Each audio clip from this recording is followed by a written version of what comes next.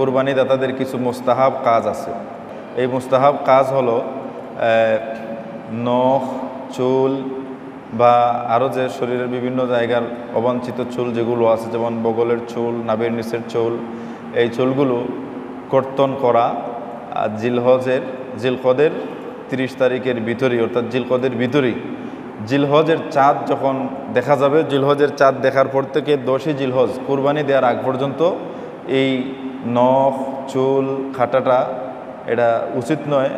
না কাটাটা মুস্তাহাব, না কাটাটা এটা সুন্নতে মুস্তাহাব্বা, না কাটাটা সোয়াবের কাজ। এই জন্য হাজিরিনে কেরাম, যারা কুরবানি দিবেন তারা তো অবশ্যই কাটবেন না, আর যারা কুরবানি দিবেন না, যাদের উপর কুরবানি ওয়াজিব নয়, তারাও কাটবেন না। তারাও কি করবেন? এই মুস্তাহাব কাজে শরীক হবেন যে আল্লাহ আমাকে তৌফিক দেন নাই তো কি হয়েছে, আল্লাহ হয়তো আমাকে আগামীতে তৌফিক দেবেন। তবে কুরবানিদাতা হলে যে কাজ না করাটা সওয়াবের কাজ, আমিও এই সওয়াবের কাজে শরীক হব।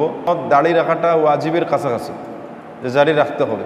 দাড়ি কর্তন করাটা হলো আল্লাহর সৃষ্টিকে ধ্বংস করার শামিল। তুমি চাচ্ছ যে আল্লাহ তোমাকে সৃষ্টি করেছেন পুরুষের হরমোন দিয়ে, তুমি চাচ্ছ মহিলা হয়ে যাওয়ার জন্যে, এটা আল্লাহর একটা ফয়সালাকে তুমি অস্বীকার করতেছো। এই জন্যে খুব গর্হিত কাজ হলো দাড়ি কাটা। হানিফি মজহব মতে হলো যে এক মুষ্টি দাড়ির পরে কাটা যাবে, এর আগে কাটা যাবে না।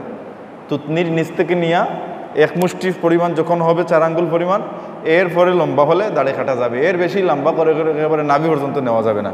মুষ্টির পরে কাটা যাবে, এর আগে কাটা যাবে না। এটা হানিফি মজহব অনুযায়ী। আর শাফি মজহব অনুযায়ী হলো দূর থেকে যদি দেখা যায় যে তার মুখের মধ্যে কালো দেখা যাচ্ছে, তাহলে সুন্নত আদায় হয়ে যাবে। আপনি প্রথমে যদি লজ্জা লাগে লম্বা করতে, শাফির মতোই রাখেন।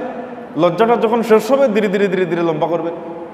বাবা, যে সময় চোখের জুতি যায়, দাঁত পড়ে যায়, দাঁত নড়াচড়া শুরু হয়ে যায়, মেরুদণ্ড যখন দুর্বল হয়ে যায়, তখন যখন চুল দাড়ি যখন পেকে যায়, এমনিতেই যখন খবর হয়ে যায় যে বাবা আমি তো আর বেশি দিন বাঁচার নয়, তখন তো দাড়ি এমনি রাখেন, তখন তো অনেকে দাড়ি রাখেন। আর তো সেই সময়টা আসবে, এইরকম তো নিশ্চয়তা কেউ দিতে যখন আমরা পারবো না, এর গ্যারান্টি যেহেতু নাই, সেহেতু আমরা আগ থেকেই দাড়ি রাখাটা সুন্নত, এটা আমরা আমল করা শুরু করে দেব।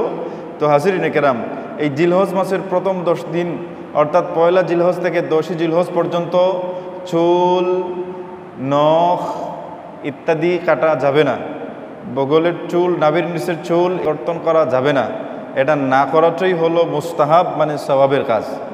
যদি কেউ কেটে ফেলে, সওয়াব থেকে সে বঞ্চিত হবে। দ্বিতীয়ত হলো আল্লাহ রসুলের একটা হাদিসকে সে অস্বীকার করলো, আমল করলো না।